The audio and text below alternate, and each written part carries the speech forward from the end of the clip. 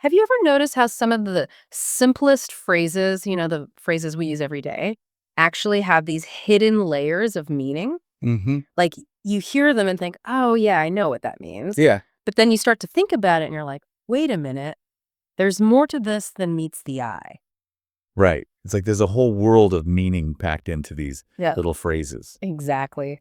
So today we're going to dive deep into one of those phrases, walk through.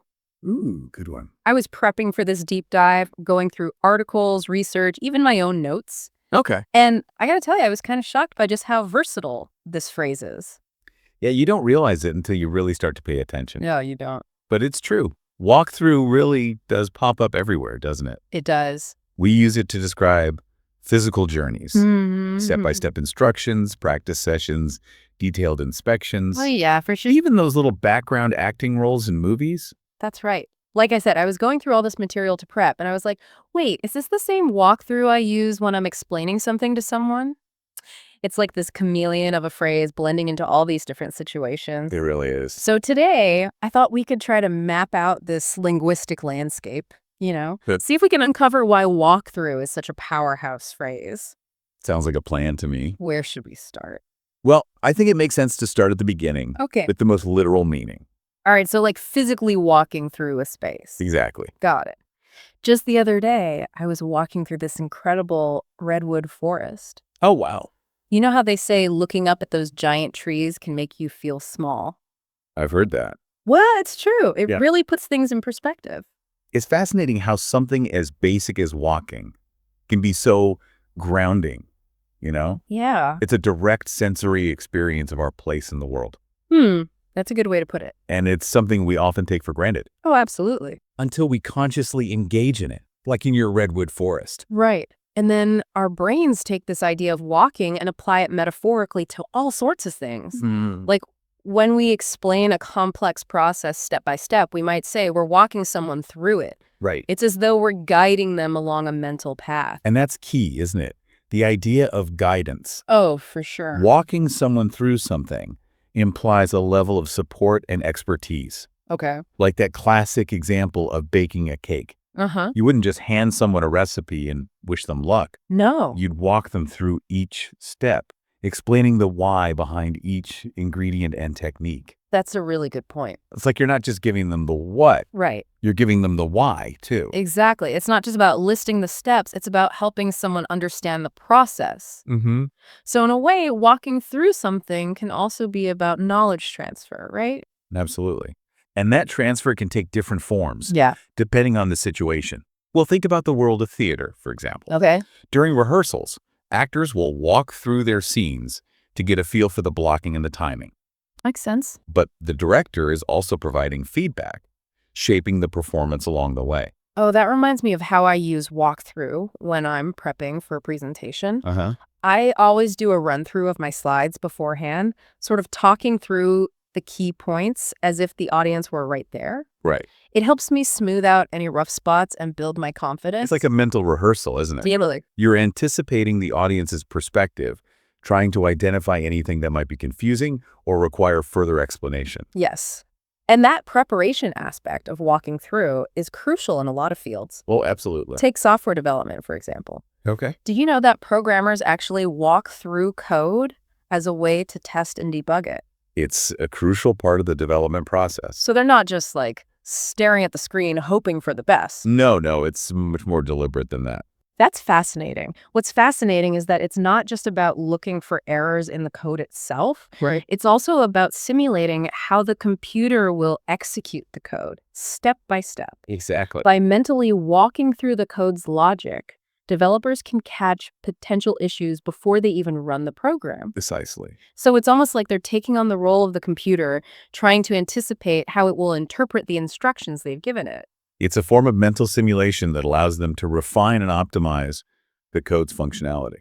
Okay, now we're getting into some really cool territory here. It's like this phrase walkthrough is highlighting this fundamental human capacity to step outside ourselves and envision things from a different perspective. That's a great observation. And that ability to shift perspectives is valuable in so many contexts. So definitely. Think about something as commonplace as buying a house. Okay. When you go for a viewing, the real estate agent will walk you through the property, pointing out key features, helping you envision yourself living there. It's like they're giving you a guided tour of a potential future, isn't it? Yes. And you're not just passively observing. Right. You're actively evaluating the space, trying to determine if it aligns with your needs and aspirations. Exactly. It's a process of exploration and assessment. Mm-hmm. And that careful observation is essential in making informed decisions, whether you're buying a house or evaluating a complex situation. But sometimes walking through goes beyond observation.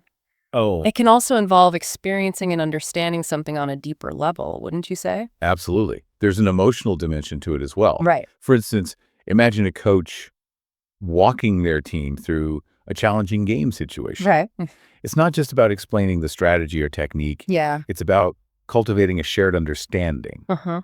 building confidence, and fostering that sense of we're in this together. It's like they're creating a mental roadmap, helping the team anticipate challenges and develop a plan to overcome them. And that shared understanding is crucial for success in any collaborative effort, wouldn't you agree? Definitely. And this brings us to a really interesting facet of walkthrough that I have to admit even surprised me when I first came across it. Oh, I'm intrigued. Tell me more. Well, did you know that walkthrough can also refer to a type of acting role? No way. Specifically, those minor roles where an actor essentially just walks through a scene, Okay. like a passerby on a busy street. Wait, seriously? Like a background extra? Yes, it's called a walkthrough role. I had no idea. And while these parts may seem insignificant, they contribute to the overall atmosphere and realism of a scene. Wow, I had absolutely no idea. It's like those little walkthrough roles are a reminder that even the seemingly insignificant moments can play a part in shaping the bigger picture. And that's something we can apply to life as well, don't you think? Hold that thought because we've got so much more to uncover about this amazing phrase, walkthrough.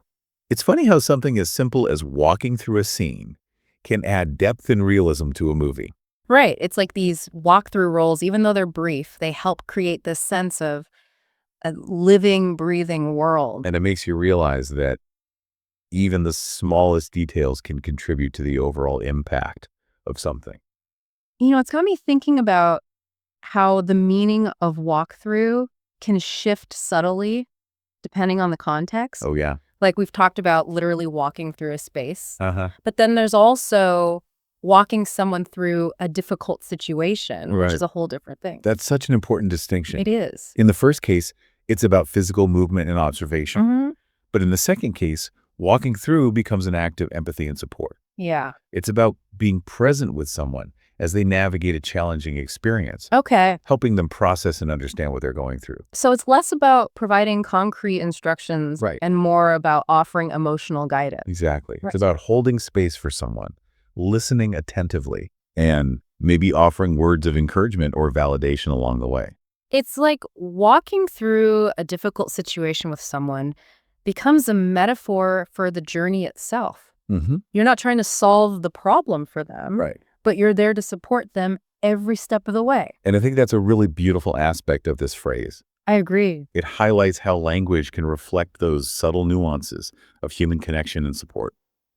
Okay, so we've talked about walking through as a way to guide and support. Yes. But it can also be about preparation and anticipation, right? Absolutely. Like in those examples we discussed earlier, rehearsing for a presentation, testing software code, even that initial walkthrough of a house before you buy it. In all those scenarios, walking through allows us to identify potential challenges or roadblocks ahead of time Okay. so we can be better prepared to address them. So you're saying it's a proactive approach to problem solving. Exactly. Got it. It's almost like you're mentally mapping out the terrain, anticipating potential obstacles, and coming up with strategies to navigate them successfully. And that's a skill that's valuable in so many areas of life, wouldn't you say? Totally. Whether you're leading a team, launching a new project, or simply trying to navigate a challenging situation, that ability to anticipate and prepare is essential. It's like we're constantly walking through different scenarios in our minds, Yeah. trying to envision different outcomes and make the best choices possible. It makes me wonder if that's part of what makes this phrase walk through so adaptable. Interesting. It captures this fundamental human drive to explore, understand, and prepare for whatever lies ahead. That's a really insightful observation. Thanks. And it speaks to the power of language to encapsulate those universal human experiences. Okay, so we've covered a lot of ground here. We have. We've explored how walk-through can be used to describe physical journeys, step-by-step instructions, practice and preparation, Right. even those fascinating walk-through roles in movies. It's amazing how much we've uncovered just from this one phrase. I know. And through it all, we've seen how this simple phrase reflects the complexity of human experience. It's a reminder that even the most commonplace words can hold surprising depth and power, Totally. and that the journey of exploring language is an ongoing adventure. It really is. And as we delve deeper into the nuances of this phrase, I'm struck by how walking through something can also be about transformation. Oh, I'm just curious to hear your thoughts on that. Well, think about it. When we physically walk through a space, we're not just passively observing it. Yeah. We're interacting with it, experiencing it with all our sauces. Mm-hmm. And in a way, that experience can change us. Right? Even if it's just a subtle shift in perspective. That's a fascinating point. It's like we're leaving our own footprints on the landscape as we walk through it. And it's not just about physical landscapes. Uh-huh. We can also walk through metaphorical landscapes, Oh, we like that. like challenging experiences or new ideas. Oh. And as we engage with those landscapes, we're shaped by them, Right. transformed by them in ways we might not even realize at the time. It's a process of growth and evolution, isn't it? It is. And language provides us with the tools to articulate that process, to make sense of it, and to share it with others. So in a way, walking through something becomes an act of both exploration and self-discovery. Interesting. We're venturing into uncharted territory, both literally and figuratively, Yeah. and emerging from that journey transformed by the experience. That's a really powerful idea. I think so too. It suggests that walking through is not just about movement or guidance, Right. but about the potential for personal growth and change. Okay, so we've talked about walking through as a way to guide, support, prepare, anticipate, and even transform. We have covered a lot. Is there anything we've missed? Well, I think it's worth noting that walking through can also be about collaboration and shared understanding. Oh, right. Like that example we discussed earlier about the coach walking the team through a challenging game situation. Exactly. In that scenario, walking through becomes a way to bring people together, to foster a sense of unity and shared purpose. Oh, yeah. It's about creating a space where everyone feels heard, understood, and empowered to contribute their ideas and perspectives. It's like you're building a bridge of communication and understanding, allowing everyone to move forward together. All right. And that sense of shared understanding is crucial in any collaborative effort, whether it's a team working on a project, a family navigating a difficult situation, or even a community coming together to address a common challenge. It's about recognizing that we don't have to go through things alone. That's a good point. There's strength and resilience Yeah. in walking through challenges together. You know, as we've been talking about all these different meanings of walkthrough, Mhm. I've been thinking about how this phrase might connect to the concept of mindfulness. That's an interesting connection. How so? Well, mindfulness is all about paying attention to the present moment, being fully engaged with whatever we're doing, right? And when we walk through something, whether it's a physical space or a complex process, we're encouraged to slow down, observe our surroundings, and be fully present in that experience. That's a really insightful point. It's like walking through something mindfully allows us to appreciate the nuances and details that we might otherwise miss if we were rushing through it on autopilot. Exactly. It's about savoring the journey, paying attention to the sights, sounds, and sensations along the way. And that attentiveness can enrich our understanding and appreciation of whatever we're walking through. Wouldn't you agree? Absolutely. It's like by slowing down and paying attention, we open ourselves up to new insights, new perspectives, and a deeper level of engagement with the world around us. And that's a valuable skill to cultivate no matter what path we're walking through in life. So as we wrap up this part of our deep dive, Okay. I'm left with this sense of awe at the sheer versatility of this phrase, walk through. It's pretty amazing. We've seen how it can be used to guide, support, prepare, anticipate, transform, collaborate, and even cultivate mindfulness. It's a reminder that language is a powerful tool that we can use to shape our experiences, connect with others, and navigate the complexities of life. And it makes you realize that even the simplest phrases can hold a world of meaning if we take the time to explore them. It really is remarkable how a simple phrase like walk through can hold so much meaning I know, right? and relevance to our lives. It's like we've been on this incredible journey We have. exploring all these different facets of this phrase. And through that exploration, we've uncovered insights into human behavior, communication, Yeah. and even the power of language itself. We've seen how walk through can be used to guide and support others, Right. prepare and anticipate challenges to transform and grow, and even to cultivate mindfulness. And along the way, Yeah. we've discovered that even the most commonplace words Okay. can hold surprising depth and meaning if we take the time to really examine them. It's like we've been peeling back the layers of an onion, I like that analogy. revealing new dimensions with each layer. And that's the beauty of language, isn't it? It is. There's always more to discover, Oh, more to unpack, more to learn. I don't know about you, but I'm feeling inspired to pay more attention to the words I use every day. Me too. It's a reminder that language is a powerful tool that we can use to shape our thoughts, our experiences, Absolutely. and even our relationships. It's like we have this incredible toolbox at our disposal, Mm. and we can choose which tools to use to express ourselves, connect with others, and Right. create the world we want to live in. And the more we understand those tools, Yes. the more effectively we can use them. So to our amazing listeners out there, I encourage you to join us on this ongoing journey of language exploration. Pay attention to the words you use, Mm-hmm. the words you hear, Yes. and the words that resonate with you. And don't be afraid to ask questions, to challenge assumptions, Right. to dive deep into the nuances of language. Because the more we understand about the words we use, Yeah. the more empowered we become to communicate effectively, Uh-huh. to connect authentically, Yes. and to create a world where everyone feels seen, heard, and understood. And that's a world I want to live in, don't you? Absolutely. Yeah.